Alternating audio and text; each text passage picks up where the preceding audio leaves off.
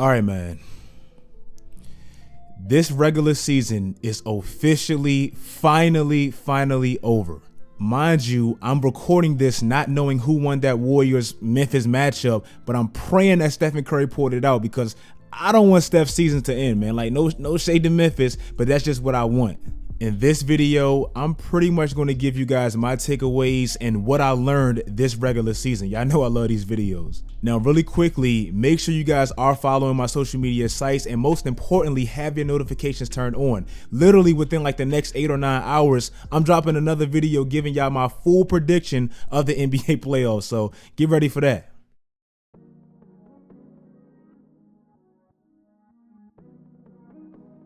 About 3 years ago, the narrative of the center position being dead, it was starting to become a real thing. Golden State pretty much reshaped the NBA with that small ball, depth type of lineup, and as teams typically do, they followed that trend. Houston went all in on shooting threes for a while and playing relatively small. Cleveland dibbled and dabbled with it. Boston did. I mean, it was starting to become a thing that centers are dead. Last year, Houston literally traded away an all-star center and basically threw out a lineup that was smaller than some high school teams. But this year, more than ever, I feel like we can finally put that old washed-up narrative to rest. Sure, we technically haven't had a center win the MVP since Shaq like 20 years ago, but the last 2 years, we have had Giannis, pretty much an interior player that's just versatile as hell. And this year, 2 of the top 3 MVP finalists are bigs, and specifically centers. And if you want to take it another step, if you look at both conferences, 4 of the top 8 seeds, they're led by bigs. So that just shows you it's still a thing. Sure, the position takes a lot more skill and definitely versatility. That's just the evolution of the game. I still feel like you can win a championship with a team led by a big. He just has to be versatile. Another thing I've been hearing, especially over the last few years, is that defense in the NBA has pretty much died. And while yes, in the grand scheme of things, it does look like it's true, especially if you look at statistics, but a team like New York, especially this year, they pretty much proved the old saying that defense still wins NBA championships. Still. Yes, you could look at the Lakers last year and say, well, they had a great defense, so it's not just the Knicks this year. Last year proved it. But in literally almost every single series they played last year, they had the 2 best players on their team, so that's not a good example. Yes, you could say Golden State, they built their identity off of defense. They won their championships because they had great defense. And yes, that is true. But they had the best offense in the entire NBA, maybe in NBA history. So that's not a good example. This year, the New York Knicks literally shocked the world pretty much with one special piece offensively in Julius Randle and damn near the best defense, if not the best defense in the NBA. Offensively, if you look at the numbers, the Knicks are down there with some of the worst teams in the NBA. It is no proven reason in an offensive league that they should be hosting a playoff game right now. But the reason they are is how they make up for it defensively, and that's just the Tom Thibodeau structure and pretty much his career and what it's been built off of. Next, and I may sound like a broken record, but I don't care.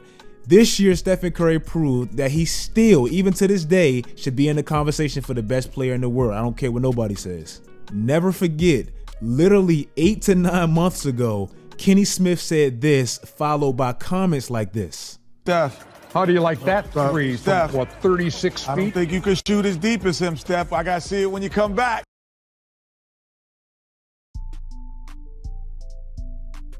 It is definitely true that in sports and really in life, you have to continuously update your resume. You just have to. LeBron, his first year in LA, struggled. People thought he was Asian after the first game of the season against the Clippers. Kawhi Leonard, when he had that quad injury in San Antonio and he took that time off, he had to come back in Toronto and remind you how great Kawhi Leonard actually is. And this year, Stephen Curry had to do the same thing.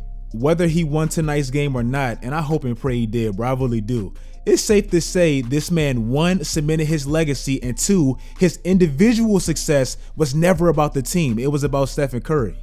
Luka Doncic before the season, he was pretty much everyone's early MVP pick, damn near everyone, and it was with good reasoning. He literally had one of the greatest playoff debuts of all time, literally pushing the final favorites by damn near everybody. Everybody thought the Clippers were going to win, pushing that team to 6 games, hitting that clutch ass shot, getting bullied damn near by yourself. Nobody had his back, and he did all this stuff without Kristaps Porzingis. I understand why people thought he was going to win an MVP, and the crazy thing is, if you look at his numbers, bro, he had MVP numbers. Compare his numbers to the player that's actually going to win it. And I'm not saying this to say that Nikola Jokic doesn't want, or he doesn't deserve it. Obviously he does. He's my MVP, but I'm just making a point.